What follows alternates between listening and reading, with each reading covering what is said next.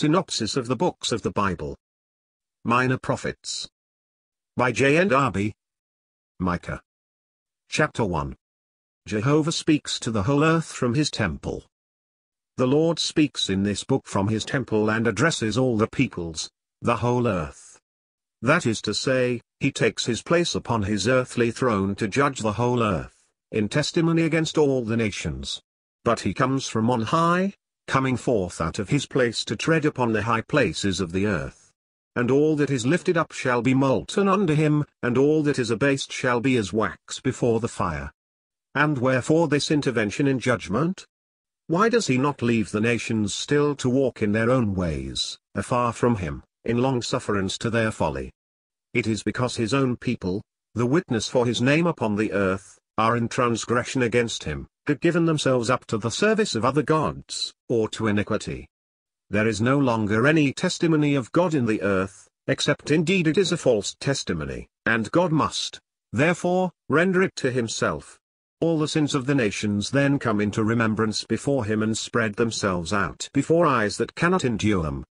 He leaves his people to the consequences of their sin, so that they fall under the power of their enemies, whose pride on this account rises to such a height that it brings down the judgment of God, who intervenes to deliver the remnant whom he loves and to take his place of righteous ruler over all the nations. The Assyrian as the rod of God. We have already seen, more than once, that the Assyrian plays the principal part in these closing scenes of the ways of God upon the earth. We again find him here as the rod of God, a prominent subject in the prophecy of Micah. The cause of God's just judgment. Micah 1 verses 6-8. The iniquity of Samaria and her graven images are the cause of the terrible scourge, according to the just judgment of God, and the waves of this flood reach even to Judah.